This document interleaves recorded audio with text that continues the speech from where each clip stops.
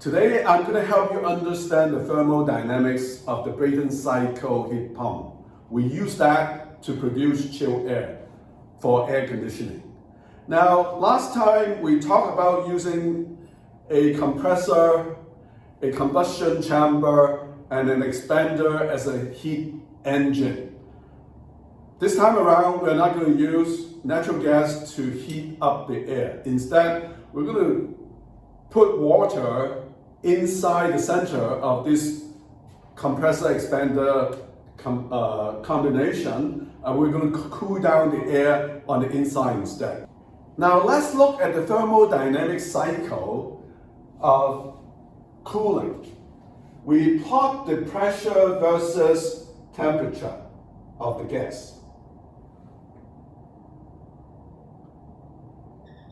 And suppose initially I have a pressure of 1 bar, 1 atmosphere. And this is state 1 of the gas from outside the compressor. And we compress it by doubling the pressure here. So this initially at 300 Kelvin. We double the pressure, 2x pressure, to reach a state 2, and if you calculate, you will find out that the air is heated up to 360 Kelvin, all right, which is roughly about, it's very hot, it's like above 9 Celsius. Now, if you cool down the gas from state 2 to state 3, let's say this is state 3, and let's, again, just for the sake of argument, we drop it back to room temperature, which is 300 Kelvin. We spray water into it, the water evaporates, taking out all the heat of evaporation, of compression. So in state 3, then we would then come back down, drop the temperature to state 4, all right?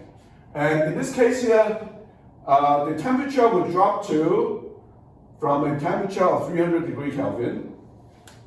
It would then become a temperature of 300 divided by 360. And so it becomes 5/6. So that is equal to 250 Kelvin. That's minus 23 degrees Celsius. That's very cold. Now, sometimes you may not be able to drop the temperature of the post-compressed air to 300 degrees. Let's say it dropped only to 330, then the temperature would be 330 times 5/6, and would go down to 275 275 Kelvin. That's equal to 2 degrees Celsius. Very cold. Okay? So the temperature drop here post-compression determines how cold the air is, and the temperature drop would be proportional to the temperature rise upon compression. So that's the basic physics of the Brayton cycle heat pump. Now, how good is this air conditioner taking heat out of the environment? We call that the coefficient of performance. And it's given by the amount of heat removed divided by the net work done on the gas itself. Now, if you go through a more careful calculation, you would discover that that is equal to, very simply, T1, which is 300 Kelvin, divided by T2, which is 360 Kelvin minus T1. So if you do that calculation, you find that it's equal to T1 is 300 divided by the temperature difference being 60. You have a 5 times heat removal, which is pretty good. You compress the air by a factor of 2 increase in pressure, and it would, per kilowatt hour of power that you feed into your air conditioner, you can remove 5 times the amount of heat. Now, a window unit typically remove about 2 to 3 times the amount of heat, depending on how efficient your air conditioner is. And commercial air conditioner can remove up to about 5 times. And that's taking a lot of expertise in both compression as well as heat removal. How can we increase the coefficient of performance of air conditioner? It's very strange actually. If you do a compression ratio, P1 become P2, that is less than 2 times the pressure increase. In this case here, for example, we increase pressure by 1.4 times.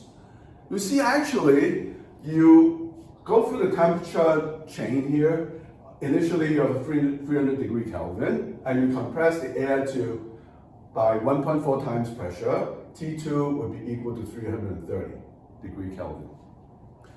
And suppose you drop it back down to 300,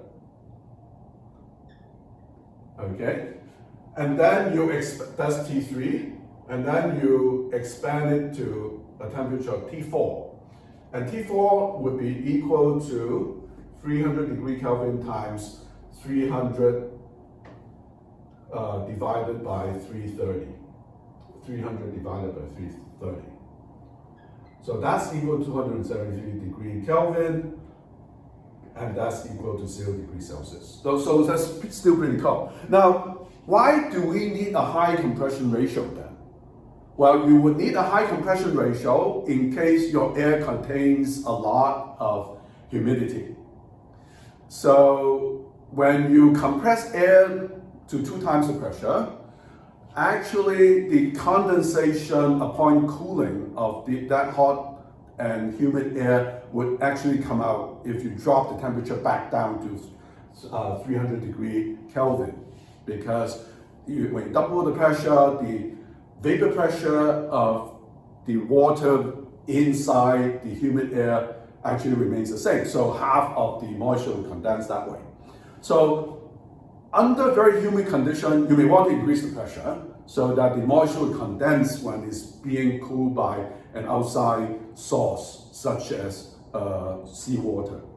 So we have seen how we can do air conditioning by means of mildly increasing the pressure of the gas and then cooling it down directly by spraying water and using the process of evaporation. Or we can, in some cases, we can pipe this pressurized air, for example, 1.4 times pressure into the ocean in an enclosed environment, and we come back up, the moisture will condense at the bottom of the tube, and coming back up fairly dry, and then you expand it, and the temperature would go way below 0 degrees Celsius. I hope you understand the process of air conditioning and why my new air conditioner is far more efficient and far easier to do than the conventional air conditioner that uses refrigerant. I hope you like this video, and if you have understood what I've explained here, subscribe to the channel and share with your friends. Until next time, this is Solomon.